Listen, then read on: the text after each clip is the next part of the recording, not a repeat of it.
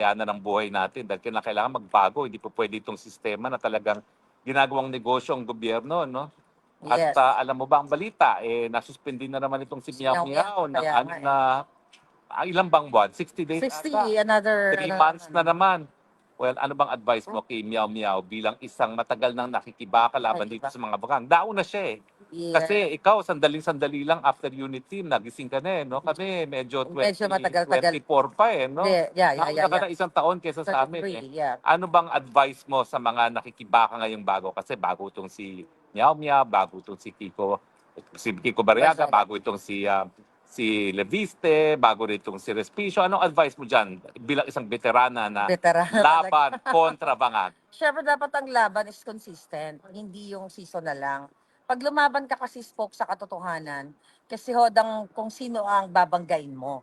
Kung yung heart mo para sa kabutihan o para sa Filipino. So advice ko sa kanila, as long as they know na alam nila yung tama, yung pinaglalaban nila, at yung mga ebidensya na binabanggit nila, ituloy nila yon. Okay, suspend siya. Basta ang importante, manindigan dun sa prinsipyo. Kasi mahirap yung natakot ka lang, tapos, babaliktad ka kasi natatakot ka. Hindi yung tunay na laban. Ibig sabihin nun, kaduwagan yon. Kasi pag lumalaban ka sa bayan at para sa kabutihan ng pamilya mo at pamilya ng bawat Pilipino, patay o buhay yan. Ibig sabihin, like mga sinasabi, di ba, until the last drop of my alindog. Alindog. Tuloy ang laban. Laban. Sa akin, yan namang what sets apart. Yan yung pagkakaiba na ikay pabida-bida lang, for the views lang, at meron pinaglalaban. Kasi alam mo, pag ikaw ay nakipaglaban talaga at nais mong magkaroon ng mas mabuting Pilipinas, handa ka magsakripisyo. Yes. Kaya asahan mo na, Miao Miao, baka mamaya hindi ka lang isususpinde. Baka ikaw na ituluyang sipain dyan dahil ikaw masyadong maingay at talagang ayaw nilang dumami yung hanay sa Congress, lalong-lalo na sa congressmen, no? Dadami yung mga tututol dito kay Bangag, no? Kasi baka mamaya wala na silang numero sa impeachment, baka maging ehemplo ka at sundan ka ng mga ibang mga mambabatas, hindi lang yung mga bata, pati yung mga veterano na, no? Pwede naman sumunod sila sa yapak mo, no? Kaya yan ang pagkakaiba ng for the views at saka yung naninindigan. Kasi alam natin na tinataya natin pati mga buhay natin, no? Yan. At wala sa atin parang yun na yung calling natin eh. Di ba? Yeah, tsaka hindi porket sinuspindi ka or kinasuhan ka, ititigil ka na. Di ba tayo nga, di ba? Ilang kaso ba pero tayo? Hindi nga ako makauwi ngayon ng Pilipinas eh. Ilang kaso sabi ko, Hindi 1 naman nila, million. hindi Hindi lang mapatahimik. yun, may assassins pa. So, Oo nga. hindi porket kinasuhan ka na or tinakot ka, aatras ka na. Kasi ibig sabihin nga, duwag ka. So hanggang kaya mong lumaban, go, go, go. Huwag kang sisimula ng laban kung hindi mo kaya. Ang tingin ko naman Right? si Miao Miao, hindi yan titigil. Matapang naman yung mga Alam mo, batang oo, lumalaban. mukha namang Matapang kaalyado naman. talaga natin yan to the end, na alam nila ang pinasok nila at alam nila hanggang dulo na ito kasi hindi na po pwede magpatuloy yung sistema eh. Talagang bulok na yung sistema eh. Mantakin mo, halos wala nang napupunta sa taong bayan, puro sa bulsa na lang ng mga congressman at saka mga senatong, no?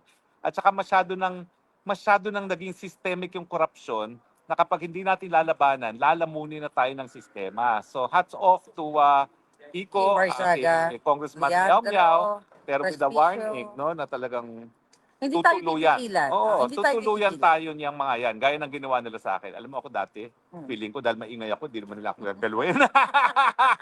Nagkamali. Nagkamali si Harry Ro. Pero walang pagsisisi. Walang Walang pagsisisi. pagsisisi. Kasi kinakailangan labanan ang puwersa ng kadiliman. Otherwise, magwawagi sila. No? At hindi naman tayo papayag niya na talagang tuluyan ng mawala ang kinabukasan ng ating bayan, no? Lalong-lalo na ating mga kabataan. At saka lahat talaga ng lumalaban, tutugisin katulad natin. So diyan sa Pilipinas, kung saan man, kung talagang gusto nyong manindigan, pag-isipan nyo yon. Kasi hindi biro. Talagang buhay ang tinataya dito. Buhay, prinsipyo, dignidad.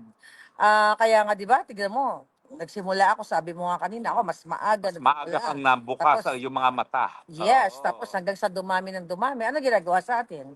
Kinakasuhan ng kinakasuhan. Katulad kay Kiko, Tinatakot. tinatakot. So, Now, eto ngayon, 'di ba? Etong dako tayo dun sa impeachment, 'di ba? Ayan na Ni naman. Bangag. Bida Ano mo, nangyari? Tama binigyan, tayo. oo, ng isang taon na impeachment-free. Ang Free. bilis, ang bilis. Scripted talaga. 2 days lang ata, hindi na pinatagal para 1 year impeachment na. Samantalang itong Kisara, sinisimulan na naman nila, no? At Yeah. syempre, the usual suspects ang nagpa-file, Mhm. yung nagkaisang puwersa ng Dilawan, ng, Nagkamali ba tayo doon? ng mga teroristang CPP, NPA, ayan, nagkakaisa na naman sila, no? At nanindigan naman si Inday Sara Duterte na kaya niyang harapin yan. At talaga namang kaya namang harapin yan, no? Dahil 125 million pinag-usapan, samantalang ang presidente, 5 bilyon. Billion. Ngayon ata 12 billion dahil meron pa siyang ASEAN eh. Na hindi ko alam bakit kinakailangan ng ganong karaming pera Hindi lang yan, para iba, sa ASEAN. madami, no? Hindi naman kinakailangan ng ganong karami talaga yung pera na yan. No? Mhm. Anyway, pero inaasahan na natin yan at sa tingin ko, itong nangyayari sa Senado ngayon, may kinalaman din sa impeachment dahil sinisigurado nila na may sapat ng boto para matanggal si Sara Duterte dahil talagang plano nila tanggalin si Sara Duterte nang wala ng kalaban ang Marcos Jr. Sasabayan nila yan ng charter change, tatanggalan nila yung mga term limits nang sa ganon, Marcos Forever Part 2, no? Kaya ang tanong mga Pilipino, papayag ba kayo dyan? Unang-una, papayag ba kayong matanggal si Inday Sara? Or Mhm. talaga bang paiiyakin natin yung mga pero alam nyo, talaga nakakalungkot kasi ubos na naman ang oras at panahon ng bayan sa Yeah. politika dyan sa impeachment na yan. Imbis na inaatupag ang problema ng walang tigil na pagtaas sa presyo ng bilihin, ang problema ng kagutuman, ay nako, tuloy-tuloy na naman ang politika. Yan talaga ang mahirap kapag mga bangag at saka mga pribadong interes ang inaatupag imbis na ang interes ng bayan. Di ba? Ay, Yan. nako. Kaya nga samot-saring optics ang ginagawa nila. Tignan mo, tahimik yung ibang, hindi iba, yung mga media. Anyway, Ay, nako. pero alam mo, yung naudlot na kusa sa Senado, tingin ko may kinalaman din yan sa impeachment. Oh, yes. Talagang sabi ng Malacanang, hindi po pwede na mawala ang Tito Soto na alam natin na talagang tutang-tuta ng mga Marcos. No? Tutang-tuta At talaga. kinakailangan talagang nandyan sila, hindi sila po pwede makipagsapalaran sa bagong liderato ng Senado dahil ang kinakailangan nila makonvict at talagang tuluyan na matanggal Yes. si Inday Sara Duterte. Kaya alam nyo, lahat po yan konektado. Hindi po yan sa sila-sila lang namimili ng Senate President. Siyempre, nandiyan pa rin ang Malacanang na ginagamit ang pera at pangakong politikal dun sa mga senador na magkukonvict Inday Sara. Siyempre, pangako dyan, susuportahan kita sa 2028. 28. Hindi lang nila alam, lahat naman ng 24, sinuportahan na sinasabihan na susuportahan sila. Nasuportahan na. Kaya huwag kayong magpalinlang dyan, kayong mga politiko. Lahat kayo, pareho pangakong binibigay, pera at suporta sa 2028. Pero lahat naman kayo binigyan ng ganyang pangako. Kaya walang ibig sabihin ng ganyang Yeah, pangako. magiging basura kayo sa Oo, 2028. Ganyan ang mga mag-ising. bangag. Oo, mag-ising na kayo. At saka ano naman ngayon, kung may endorso ang Marcos, kiss of death ang endorso, ha? Yeah, Kung negative 27 na siya sa acceptance rating, approval rating, paano pa siya makakahikayat ng taong bayan na bumoto sa kanyang mga kandidato? Wala na talaga yung pag-asa, di ba? Ayaw nila, kaya gusto nilang tanggalin si Inday kaagad. Kaya Para sa minamadali na ganon, naman nila yan. kung Senate President si Tito Soto Oo, at sila pa rin. nawala ang Inday Sara, appointing si Tito Soto at pag nawala ang Bulate, sila pa rin. Sila Tito pa rin. Soto na pangangakuan na si Sandro ang susunod. O di ba kaya si Martin, no? Kasi just in case nakalimutan nyo na, walang mention kahit ano kay Martin dyan sa Oo, Senate tahimik, Blue biglang- Ribbon, sa ICI. Parang wala siyang pagkakasala na parang si Zaltico lang lahat nag-orchestrate. Kaya ba ng isang committee chairman lang yon?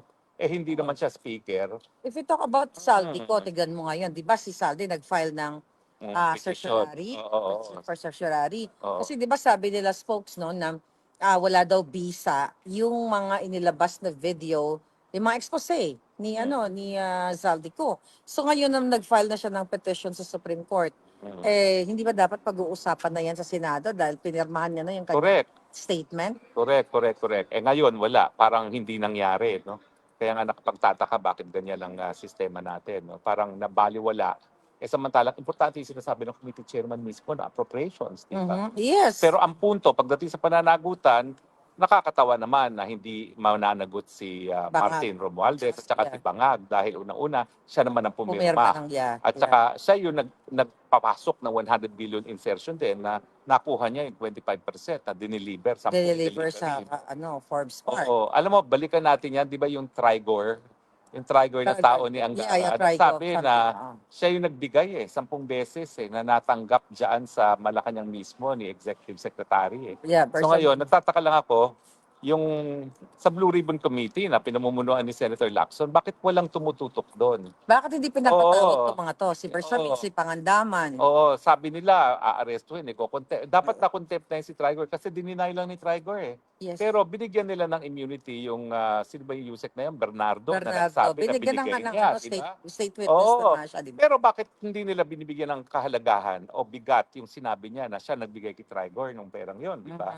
So dapat yon pinupursue yung lead na yon dahil yung lead na yon makikita natin kung sino talagang tumanggap at least nung 10 billion na yon, no, na nakasulat sa Cabral Files na ES-SAP, di ba? Yeah. Yan yun O, ES tignan at mo nga yung SAP. Cabral Files, di ba? Oh, tumahimik So, na. mahimik na. Gusto Oo. nilang kalimutan. Oo. Kasi nga ang involved, yung Bangag administration. At saka talaga namang napatahimik nila si Leandro at ngayon magbabakasyon ng halos 1 taon, no, para tumigil na ng revelasyon sa Cabral Files, Pero no. sana wag naman siyang tumigil kasi Well, simulan niya na. Alam mo naman kasi konektado yan, di ba, na lumalabas din ang balita na mukhang ang nanay niya ang susunod ang magiging kauna-unahang President. babaeng Senate President. No? So hindi natin maalis sa baka mamaya yan ang kasunduan nila, tatahimik ka, maging Senate President ka, di ba? Ay, so yun yung malungkot talaga. Yun ang malungkot kung mangyari yun na kapalit ng Cabral Files ay Imagine yung mo. katahimikan na ni